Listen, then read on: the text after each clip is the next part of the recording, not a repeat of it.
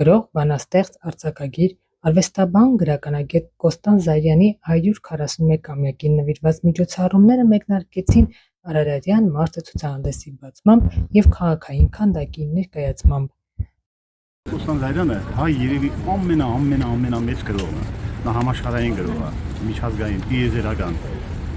Կոստան Զարյանի նման ոչ մեկը Հայաստան չի նկարագրել, հայկական լեռնաշխարհ, Արարատյան երկիր ոչ ոք չի նկարագրել։ Ես Կոստան Զարյանին մեկնաբանել եմ որպես արձան, որպես ձև, որպես քանդակային մտածողություն եւ նրա թողած աշխատությունները, որ գրքերը կան, ինքը կոչվում է նավը լեռան վրա։ Թորան Արազարյանի բնորոշմամբ ստեղծվել է զարյանական միջավայր, որտեղ ներկայացված են գրողի մշակութային, գեղանկարչական ունակությունները, որոնց մասին քիչ է խոսվել, քանի որ շեշտը հիմնականում դրվել է նրա գրական ժառանգության վրա։ Այսօր մենք կարող ենք բոլորս միասին տեսնել Կոստան Զարյանի մեկ այլ հետաքրքիր ունակություն, դա իրեն գեղանկարչական հատկություններն են։ Գիտենք, որ ծնվել է Կովկասում Շամախի 1885, հետո 1890 Բաքու, Փարիզ 1895, Բրուքսել, Ֆիրենցե 1901, ներողություն, 1910 Կոստանդնուպոլիս, Վենետիկ 1910, 1912 նորից Կոստանդնուպոլիս, Krasnoye Selo Firenze դա Բուլղարիա, երբ որ փախչում է Եղեռնից 1914, Պոլիս 1921, Երևան 22-24 թվականներ, Փարիզ 1924-25, Բոստոն 1926-28, Վենետիկ, Միլան, Փարիզ 1933, Իսպանիա, Միացյալ Նահանգներ 1934, Կորֆու կղզի 35-38 թիվ, Ասկոնա, Ժնև, Վիեննա, Միլան, Ֆիրենցե 1937 թիվ, Միացյալ Նահանգներ 1942 թիվ, Հոլանդիա 1947 թիվ, Իսկիա կղզի 1948-52 թվեր, Բեյրութ 1952-54, Աքսել Պրովանս, Վիեննա, Ռապալո 1954, Երևան 1962 և 69-ին աչքերը փակում էին։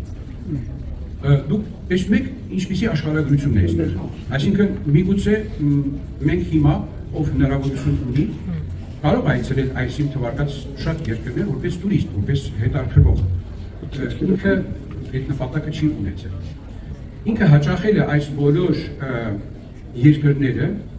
տարբեր պատճառներով իհարկե, բայց հիմնական պատճառը եղել է այն, որ իրեն մեջ կար պահանջ դիտելու, ճանաչելու տարբեր ազգեր, տարբեր մշակույթներ։ Կոմպոզիտոր Տիգրան Մանսուրյանն էլ հիշեց իր և Կոստան Զարյանի հանդիպումից որոշ դրվագներ։ Երկուսին իրեն ճանաչեցին, 1962-ին եղավ այնպես, որ Երգեոնի կոնցերտ էին գրել, և կոմպոզիտորների միությունում Երգեոնի կոնցերտ նոր էին գրել, եղավ առաջի կատարումը, ես մի քանի հյուներ ունեի, և չգիտեմ ինչպես եղավ ներկա էր այնտեղ Կոստան Զարյանը, մենք միասին քայլելով մտանք դահլիճ, նստած էր 4-5 մարդերը տանելը, այն ժամանակ և մեկը Կոստան Զարյանը այդ օրը լսեց կոնցերտը և եղավ մեր կապը, իր կապը ինձ հետ, ես իր համար եղա ընդունելի, ինքը մի քանիսին ընդրել որոնք իրեն այցելում էին, մեկը Գևորգ Կարապետյանն էր, որ պոեզիա էր անում, դրամատուրգիա և այլն, և հաճախ էր, մենք հաճախում միասին էինք լինում Կոստան Զարյանի այս տանը, և Գևորգս ինձ պատմում է, գնացել եմ իսկի առնելու, Կոստանը ինձ տվել է դոլար, իսկ այն ժամանակ դոլարը օգուն էր։ Ուրեմն, այս Գևորգը մտնում է խանութ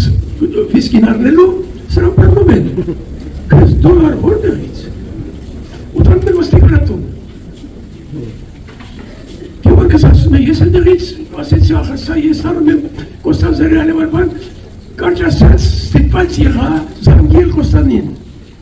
Կոստանը վերգասան եկա ոստի գրատում։ Ինձ էլ իմ առած վիսկին էլ դուրս եկանք միասին,